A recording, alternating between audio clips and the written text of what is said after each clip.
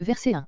Verset 1 Ainsi Moab, en proie à cette nouvelle invasion, implorera la protection du roi de Juda, mais sans succès. Envoyé.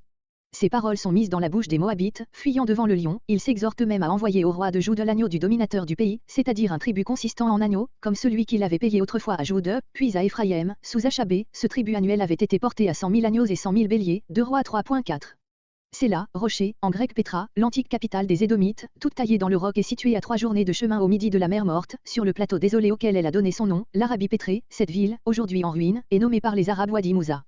Le roi de Juda apparaît ici comme le souverain du pays d'Édom. Celle-là avait en effet été conquise par Amatzia, le père d'Ozia, 2 Rois 14.7. Comme les Édomites s'affranchirent de la domination de Juda sous le règne d'Achaz, 2 Chroniques 28.17, nous sommes conduits à placer la composition de notre prophétie sous Ozia sous Jasum. Le désert, celui qui s'étend au sud et à l'ouest de la mer Morte, entre Pétra et Jérusalem. Verset 2. Le prophète explique, comme en parenthèse, la situation de Moab et sa demande de protection. Tels seront, au moment de la nouvelle invasion annoncée Ésaïe 15.9. Les Moabites fuient au-delà de l'Arnon, c'est-à-dire vers le midi. L'Arnon est le principal affluent oriental de la mer Morte, ce torrent formait au temps de Moïse la limite septentrionale de Moab, voir Nombre 21.13, Nombre 21.26. Verset 3. Les versets 3 à 5 renferment la application et la promesse de soumission présentée par les Moabites réfugiés en Édom au roi de Juda. Conseille-nous, sois l'arbitre. Ces mots supposent que Juda est en paix avec l'envahisseur de Moab, c'est une intervention plutôt pacifique que militaire qu'il réclame de lui. Donne-nous l'ombre. Cache et protège-nous. Juda devait jouir, au moment où ces paroles furent écrites, d'un grand prestige aux yeux des peuples voisins. Verset 4. Car la dévastation a cessé. Le seul sens simple et clair qui puisse être attribué à ces mots est celui-ci, Moab demande à Israël de le sauver du dévastateur et de l'accueillir chez lui, parce que ce même dévastateur s'est retiré du pays d'Israël sans faire de mal à Juda, Juda a été délivré et le trône de son roi a été affermi par la miséricorde, verset 5, de l'Éternel, les États plus faibles qui l'entourent regardent donc à lui et recherchent son appui contre l'ennemi. La situation ainsi décrite convient parfaitement au règne d'Ozia, sous lequel eut lieu l'invasion de Phul en Palestine. Voir 2 Chroniques 26.5-15 La puissance d'Ozia et le renom considérable qu'il s'était acquis dans toute l'Asie occidentale. Les inscriptions assyriennes confirment pleinement la vérité de ce tableau. Jusqu'à Achaz, Juda ne paya pas de tribut à l'Assyrie, tandis que depuis un siècle tous les autres États de l'Asie occidentale étaient ses vassaux. Si, comme le pensent beaucoup de savants, Phul et Tiglath-Pilésé sont un seul et même personnage, la situation ne s'accorde que mieux avec la supposition qu'il s'agit ici d'Ozia. En effet, bien qu'il eût favorisé la révolte de certains rois de Syrie, qui donna lieu à la première campagne de Tiglath-Pilésé en Occident, celui-ci, de son aveu, s'en retourna sans être pris à lui, certainement parce que Juda, à ce moment-là, imposait encore le respect au conquérant assyrien lui-même. Verset 6. Juda répond par un refus aux députés moabites.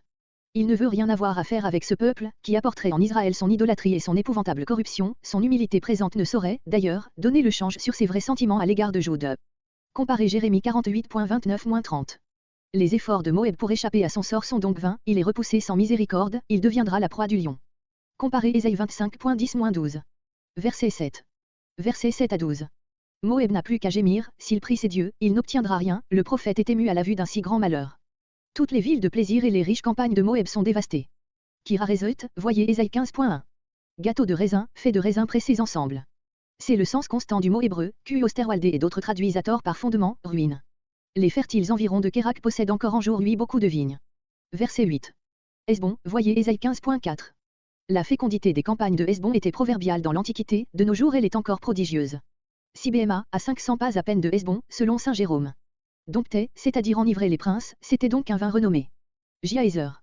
Aujourd'hui Zir, ruine à 16 km au nord de Hesbon, la contrée produit encore une quantité énorme de raisins, réputés le meilleur de la Syrie. Le désert, les steppes d'Arabie, à l'Orient. La mer Morte.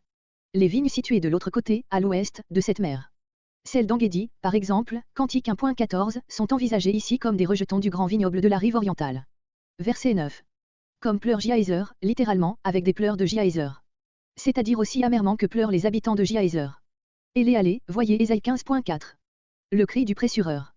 L'hébreu Eda désigne le cri retentissant, roïs très exactement, le hora, dont les pressureurs accompagnent leur travail quand ils foulent en cadence le raisin avec les pieds.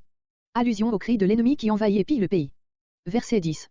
Le mot Eda reprend ici son sens propre, le Eda cruel des ennemis a fait taire le joyeux Eda des vendangeurs. J'ai fait cesser.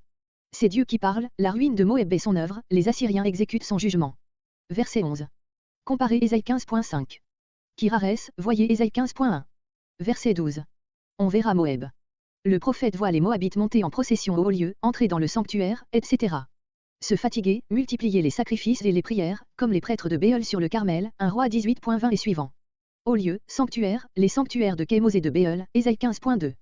La prophétie, en arrivant à son terme, revient à son point de départ. Verset 13. Il n'obtiendra rien, il n'a rien obtenu des hommes, verset 1 à 6, il n'obtiendra rien des dieux. Ésaïe, en rappelant l'ancienne prophétie, détermine le moment de son accomplissement. Verset 14. Comme ceux d'un journalier, c'est-à-dire rigoureusement compté. Comparez Ésaïe 21.16. Ésaïe annonce non la disparition totale, mais seulement l'abaissement et la dévastation de Moab. Nous avons déjà dit, voir la note d'introduction, comment cette prophétie s'est accomplie. Moab ne fut pas entièrement anéanti par les Assyriens, il subsista, mais comme un peuple sans importance. Jérémie, un siècle plus tard, s'approprie la prophétie d'Ésaïe et la développe en annonçant à Moab sa ruine par les Chaldéens, Jérémie 48.